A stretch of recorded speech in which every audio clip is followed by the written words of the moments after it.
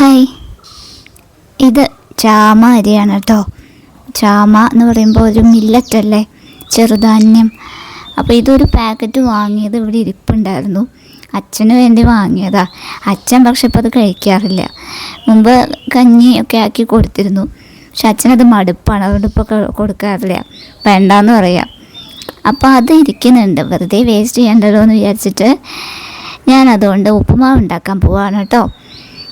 അപ്പോൾ നമുക്ക് ഈ ചാമ ഒന്ന് കഴുകിയിട്ട് വരാം. ഞാൻ ഈ ഗ്ലാസ്സിന് ആദ്യം കുറച്ചെടുത്തു.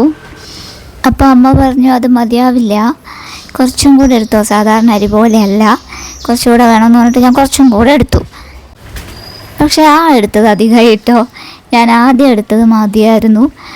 ഇത് ഉപ്പുമാവായി വന്നപ്പോൾ കുറേ ഉണ്ടായിരുന്നു. അപ്പോൾ എന്തായാലും ചീനച്ചട്ടി അടുപ്പത്ത് വെച്ചു.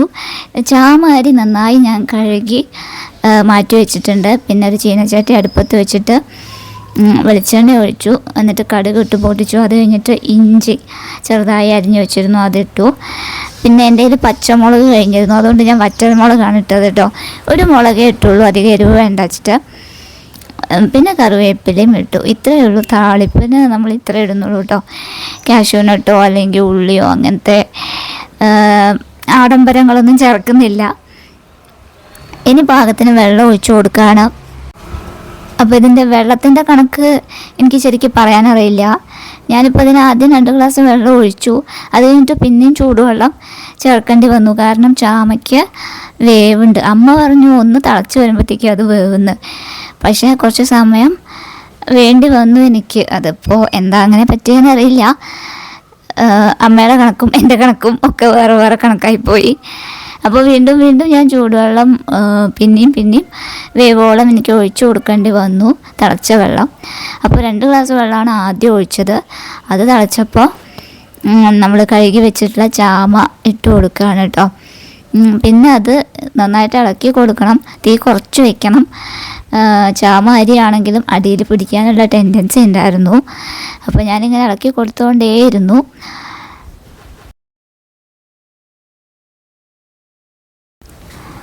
ഇടയ്ക്ക് തിളച്ച വെള്ളം വറ്റുമ്പോൾ ഒക്കെ ഞാൻ തിളച്ച വെള്ളം കുറേശ്ശെ ഒഴിച്ചു കൊടുത്തിട്ടാണ് അത് വേവിച്ചെടുത്തത് കേട്ടോ. അത്യാവശ്യം വേവുണ്ട് ചാമയ്ക്ക്. അങ്ങനെ കഷ്ടിച്ചൊന്ന് വെന്ത് വന്നു. ഉപ്പുമാവ് പോലെ ആയി. ഈ ഒരു പരുവാകുമ്പോൾ നമുക്ക് തീ ഓഫ് ചെയ്യാം. ഇതിങ്ങനെ കുഴഞ്ഞിരിക്കുന്നത് കാര്യമാക്കണ്ട, അതൊന്ന് തണുത്ത് കഴിയുമ്പോഴത്തേക്കും അത് സെറ്റാവും.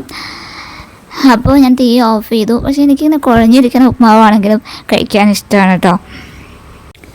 ഇനി നമുക്ക് കുറച്ച് നാളികേരം ഇട്ട് കൊടുക്കാം. ഇത് മുഴുവൻ ഞാൻ ഇടുന്നില്ല, ഒരല്പം നാളികേരം മാത്രമേ ചേർത്ത് കൊടുക്കുന്നുള്ളൂ.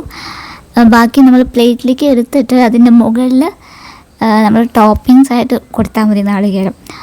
മൊത്തത്തിൽ ഇതിലിടണ്ടെന്ന് വിചാരിച്ചിട്ട് മാറ്റി വെച്ചിട്ടുണ്ട്. അപ്പോൾ നമ്മുടെ ചാമ അരി കൊണ്ടുള്ള ഉപ്പുമാവ് ഇവിടെ റെഡി ആയിട്ടുണ്ട്. ഇനി നമുക്കിത് പ്ലേറ്റിലേക്ക് സെർവ് ചെയ്യാം കേട്ടോ.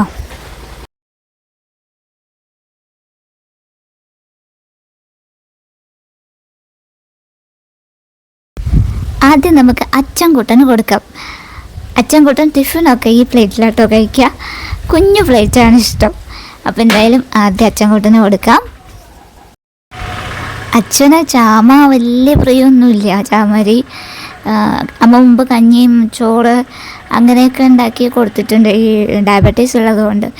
പക്ഷേ 2 ദിവസം കഴിക്കുമ്പോഴത്തേക്ക് ആൾക്ക് മടുക്കും, എനിക്ക് മറ്റേ ചോറെന്നെ മതി എന്നൊക്കെ പറയുന്നേക്കാം. അതുകൊണ്ടാണ് ചാമ ഒരു പാക്കറ്റ് അങ്ങനെ അവിടെ ഇരുന്നത്. അപ്പോൾ അതുകൊണ്ട് ഉപ്പുമാവ് ഉണ്ടാക്കി. ഇതും കുറച്ച് നാളികേരമൊക്കെ ഇട്ടതുകൊണ്ട് അച്ഛൻ കഴിക്കട്ടോ. അച്ഛന് ഉപ്പുമാവിൽ കുറച്ച് നാളികേരം ഇട്ട് കൊടുത്താൽ ഇഷ്ടമാണ്, അങ്ങനെ കഴിച്ചോളും. എന്തായാലും ഞാനും അച്ഛനും കൂടെ കഴിക്കാൻ പോവാണേ.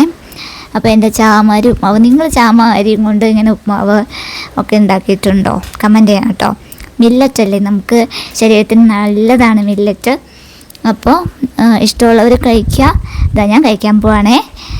ഓക്കെ, നമുക്ക് വീണ്ടും കാണാം. ടാറ്റാ.